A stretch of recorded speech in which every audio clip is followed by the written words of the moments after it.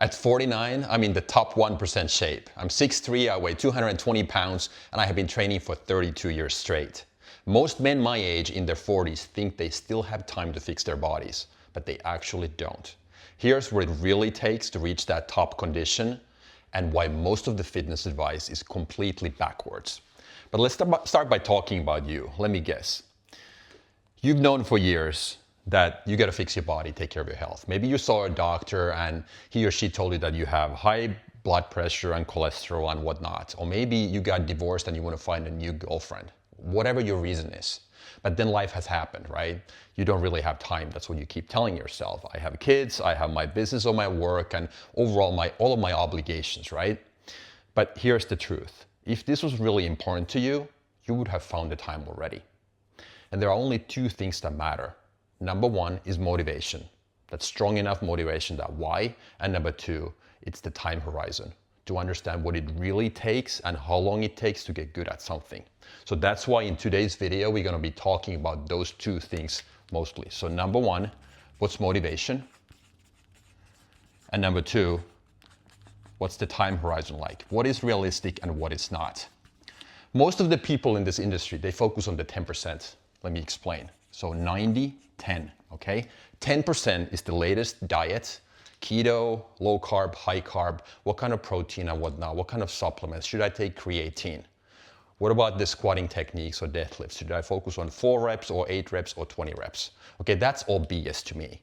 Well, that's important once you've got the 90% figured out. Most of the coaches or personal trainers never talk about these two. I'm not saying I'm a personal trainer. I'm just a guy who's been doing this for 30 plus years, and I help my clients achieve the same thing in work, relationships, and health, right? So focus on the 90%, and 90% is these two. Let's start by talking about motivation. Motivation equals deprivation. Let's think about the basic human needs. Okay, what happens when I'm super thirsty? I haven't had anything to drink in one day. I would be very motivated, guaranteed, to find water, right? Same thing with food. Haven't had anything to eat, not even a bite in 2 days. I would be super motivated, super hyped to find that. Okay, I would do whatever it takes. I don't need a coach. I don't need a personal trainer to tell me what to do. I would have my priorities straight. So the number one is to find that motivation. Don't start training for the summer because by September you have quit. Don't start training because of that new potential girlfriend, because when you find that person, then you quit. Or what about health scare? You know, like I said, you go see a doctor and your blood pressure is high, but that fades. It has to be much stronger than that. I'll give you a couple of examples. Don't copy mine. Use it useful, but think when it comes to your own life. What would those motivations be? But don't waste your time, because time is the most valuable resource you have. In my case, real talk. Okay, I started training when I was 16. What was my reason? Deep insecurity. I was weak, I was skinny, I was tall, no muscles, nothing. That's why I started. And that deep insecure boy still lives inside of me, right? It's probably never gonna go away. But somewhat that deep insecurity, probably 50% of that has been replaced by curiosity now. But my second super strong why is my willingness to live forever. I want to do everything in my power so that I don't have any regrets when I'm out of time, as far as nutrition, supplements, my training program goes. So those are my two whys. And I can guarantee you that I haven't stopped. I've been doing this for 32 years. I plan on doing the same exact thing. But I'm no superhuman. Look, I don't know anything else that you guys wouldn't know. All the information is out there. It's all about the accountability and understanding that your drive, that internal drive to get better every day, every morning when you wake up, it has to be there. And that happens when you get this right. And then you don't have to worry about the 10%, because then once you have the motivation, all of that information is all visible. Oh, that makes sense now, right? What about time horizon? My other favorite topic. It really takes 10 years to get good at something. Not 30 days, not 90 days, 10 years. Yes, 10 years. I believe we live in these 7 to 10 year seasons, professional seasons. If you want to really get good at something, it takes a good 10 years.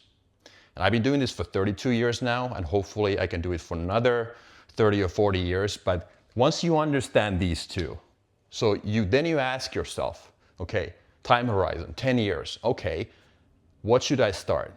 That's another way to ask your or check your motivation. Should I start playing tennis? If it really takes 10 years to get good at that, Should I start wasting my time just going there once or twice? Or should I find that hobby or that sport, that way to get in shape that really makes it possible for me to commit to that activity for the next 10 years? Because it really takes that long to get good at it.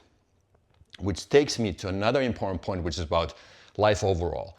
We play either infinite games or finite games. Infinite games are the ones that never end, right? So health, relationships, business are the games that you're never supposed to stop playing them, right? You never lose if you don't quit. So look at health as a marathon. Your goal is not to get in your beach body shape by next summer, but your goal is to stay healthy through life, right? Same thing with relationships. You don't try to win in marriage, but your goal is to stay married. Business the same way. While one business might go belly up, as long as I stay in the game, I win, right? Because they just end up being epic stories. So that's how I look at it. One last piece of info is intensity. So of course you have motivation, and then you need that consistency to commit to it for at least 10 years. And the final nail in the coffin is the intensity. Work like there was a gun to your head, like there's no tomorrow, like your life depends on it. That's how I look at it. And the cheapest hack I can give you as far as working out goes, I think about this all the time because I have 2 gym memberships here in town. The other one is your average Joe cookie cutter gym where quote unquote normal people go. And no offense, normal people, I mean, in this case, those people who watch Instagram videos in between sets and they just like come there to kind of, I guess, spend time. I look at it this way. Like I said, and I keep saying a million times, time is your most valuable resource. Do not waste it. If you're willing to commit to this activity, let's say working out at a gym, so lifting weights for the next 10 years, why go there to just do something else or not go all in? Don't half-ass anything. So the cheapest trick, find that most hardcore gym in town where you are the weakest, the skinniest, the least intense guy working out. You compare yourself to those better people, those guys who are in better shape, you elevate your game. That's the thing. So keep this in mind. Focus on the 90% motivation and 10 years. And when you start at 45, at 55, you're gonna be in that top 1% shape. How does that sound? To me, that's pretty amazing. At 47, then 57. You're gonna beat everybody from your age group at that point if you just keep these things in mind. But don't start wasting your own time because if it's a health scare, that fades. Just start for the right reasons. That's all I had today. So if you need any help, just my website, my contact info is down below. All comments are welcome. Let me know what you think. I appreciate all the time, all the feedback, and I again talk to you in the next video. Thanks a lot.